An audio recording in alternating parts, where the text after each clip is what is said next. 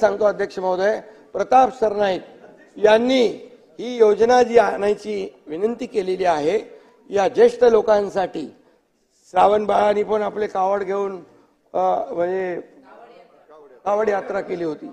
तर असे अनेक आमचे सदस्य आहेत की ते आपल्या आपल्या मतदारसंघातल्या ज्येष्ठांना तीर्थक्षेत्र यात्रा घडवतात। आता हज यात्रेला पण काही लोक जातात, ते त्यांची यात्रा करतात आणि म्हणून याच्यामध्ये प्रताप सरनाईक यांनी या योजनेमध्ये हिंदू, ख्रिश्चन, शीख, बौद्ध, जैन धर्मियांच्या महत्वाच्या तीर्थ नाही आहे ना, होतो आहे ना, अरे वो है ते तर हज यात्रा आहेच ना। तर याच्यामध्ये या सर्व तीर्थस्थळांचा हे करावा, मुख्यमंत्री तीर्थदर्शन योजना करावी अशी मागणी आहे त्यांची। अध्यक्ष महोदय, मी सांगतो आपल्याला की वयोश्री योजना देखील आपण केलेली आहे। ज्येष्ठांना वयोश्री योजना आपण केली।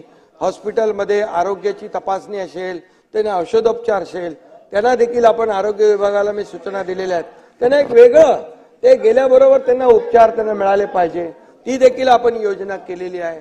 आणि ज्येष्ठांसाठी आपण ही जी काय आता आपण मुख्यमंत्री तीर्थ दर्शन योजना हे आपण सुरू करत असताना याच्यामध्ये आज आपण एक धोरण ठरवूया, एक पॉलिसी ठरवूया, नियमावली करूया आणि त्याच्यामधून दर वर्षाला किती लोकांना आपण देऊ शकतो, 5000 लोकांना पाठवू शकतो, 10000 लोकांना पाठवू शकतो, अशा प्रकारची नियमावली करू आणि त्या नियमावलीच्या अंतर्गत आपण बाय रोटेशन या ठिकाणी त्यांची ऑनलाईन आपण त्यांचे अर्ज मागू, ऑनलाईन अर्ज मागू आणि ही योजना जी आहे ही अतिशय सुलभपणे, बघा सगळ्यांची इच्छा नसते की इच्छा असते पण जाऊ शकत नाही, आणि मग असे जे लोक आहेत ज्यांची ऐपत आहे ते तर आपलं देवदर्शन करतातच, त्यांची मुलं परिवार यांच्या सोबत करतात, पण काही लोक आहेत त्यांची इच्छा असून देखील त्यांना करता येत नाही।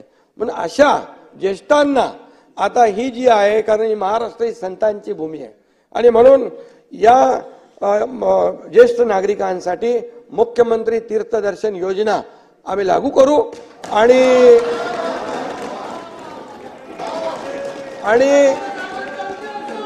त्याचाही आशीर्वाद सरकारला मिळेल। तुम्हाला थोडा